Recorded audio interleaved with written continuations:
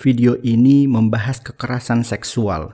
Jika konten ini membuat Anda tidak nyaman, Anda dipersilahkan untuk berhenti menonton atau mengakses bantuan melalui carilayanan.com.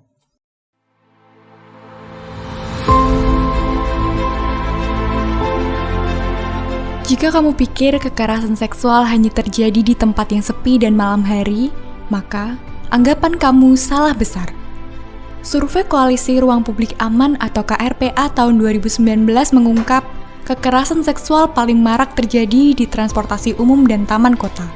Padahal, kedua tempat tersebut adalah tempat berkumpul banyak orang. Lalu, apa saja jenis kasus kekerasan seksual yang paling sering terjadi?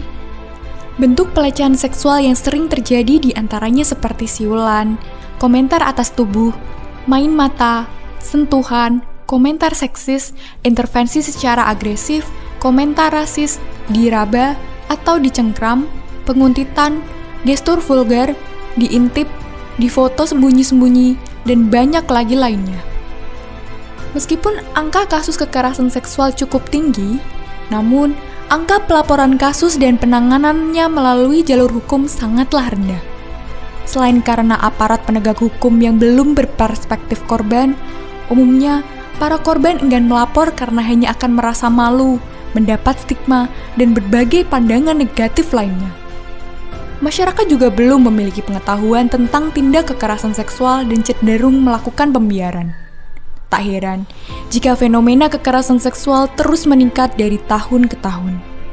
Pertanyaannya, apa yang harus kita lakukan ketika melihat peristiwa kekerasan seksual di sekitar kita? Jadi, ada 5 pendekatan yang bisa kita lakukan untuk mengintervensi kekerasan seksual, yaitu pendekatan 5D. D yang pertama adalah ditegur, D yang kedua adalah dialihkan, D yang ketiga dilaporkan, D yang keempat ditunda, dan D yang terakhir adalah didokumentasikan. Nah, untuk pendekatan yang pertama, yaitu ditegur, kita bisa melakukan teguran atau menegur pelaku, agar pelaku mau menghentikan tindakan kekerasan seksual yang dilakukan.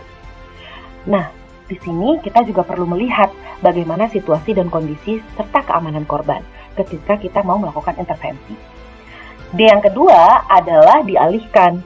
Ketika kita melihat situasi dan kondisi tidak memungkinkan untuk menegur langsung pelaku, maka yang bisa kita lakukan adalah mengalihkan pelaku, agar pelaku kemudian urung atau menggagalkan niatnya untuk melakukan tindakan kekerasan seksual. Dialihkan juga bertujuan untuk membuat posisi korban yang tadinya lemah karena ada relasi kuasa yang timpang antara pelaku dan korban menjadi posisinya menjadi lebih aman karena ada orang yang kemudian mengintervensi tindakan yang akan terjadi kepada dirinya. Nah, D yang ketiga adalah dilaporkan atau didelegasikan. Kalau kita ragu untuk mengintervensi langsung, maka kita bisa kemudian melaporkan kejadian tindakan kekerasan seksual yang kita saksikan kepada otoritas yang berwenang di sekitar kita. Lalu kemudian meminta mereka untuk menegur langsung pelaku atau mengintervensi pelaku. Nah, ada hal yang tidak kalah penting di samping dengan intervensi-intervensi yang tadi, yaitu ditunda. Ditunda ini sebenarnya lebih kepada ditenangkan.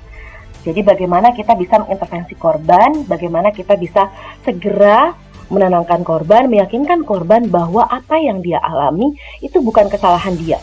Bahwa kekerasan seksual yang dia alami murni merupakan kesalahan dari pelaku dan pelaku harus bertanggung jawab atas kesalahan yang dia lakukan. Nah, yang terakhir adalah didokumentasikan.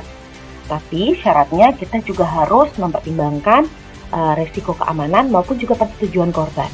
Jadi ketika kita melihat kekerasan seksual, kita bisa mendokumentasikan kejadian tersebut agar kejadian tersebut atau dokumentasi dari kejadian tersebut bisa kita gunakan sebagai alat bukti bahwa memang benar ada terjadi kekerasan seksual, sehingga korban nantinya ketika ingin meneruskan kasusnya ke pihak yang berwajib atau kepada pihak penegak hukum, korban sudah memiliki alat bukti tersebut. Nah, itu adalah 5 intervensi yang bisa kita lakukan ketika kita melihat kekerasan seksual. Jadi, kalau kita melihat kekerasan seksual di sekitar kita, jangan lupa untuk turut serta membantu korban dan menghentikan tindakan yang dilakukan oleh pelaku. Hal lain yang harus kita lakukan ketika menyaksikan kasus kekerasan seksual adalah dengan menjaga privasi korban. memberikan dukungan, dan tidak menyalahkan korban. Bantu korban mendapatkan dukungan dari lembaga atau pihak-pihak yang memiliki kekuatan mendukung dan menciptakan keadilan. Ingat, kita semua berharga. Tidak satupun orang boleh dilecehkan atau menjadi objek tindak kekerasan seksual, baik oleh siapapun dan dengan alasan apapun.